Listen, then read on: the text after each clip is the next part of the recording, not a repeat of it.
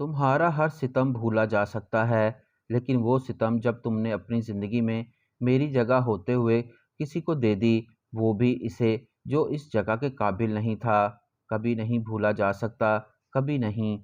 عجیب فلسفہ ہے کہ لفظوں سے ہی خاموشی ٹوٹتی ہے اور لفظ ہی خاموش کر دیتے ہیں۔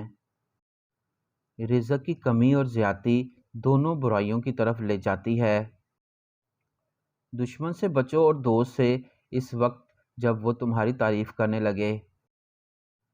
دکھوں کو دل میں نہیں رکھتے، ورنہ وہ مدتوں ساتھ چلتے ہیں، کینسر بن جاتے ہیں۔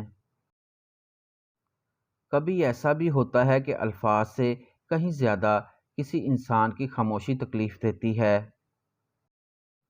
دکھ فقط محبتوں کے بچھڑ جانے کے ہی نہیں ہوتے، کچھ دکھ بہت اپنوں سے وابستہ امیدیں، کچھ مان اور کچھ بھرم ٹوٹ جانے کے بعد بھی ہوتے ہیں، اور خدا کی قسم یہ خسارے قبروں تک ہمارے ساتھ جاتے ہیں۔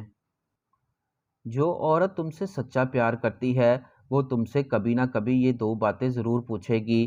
پہلی بات یہ، تمہاری زندگی میں کتنی اہمیت رکھتی ہوں، دوسری بات یہ کہ مجھ سے پہلے تمہاری زندگی میں کوئی تھا یا نہیں۔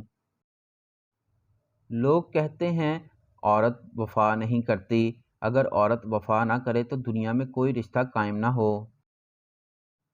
ہر صاف دل انسان محبت میں اناڑی ہوتا ہے جسے فریب دینا نہیں آتا۔ ایسی عورتیں بہت زیادہ رومانٹک ہوتی ہیں، ایسی عورتیں شوہر کے گھر آتے ہی ان سے لپٹنا شروع کر دیتی ہیں۔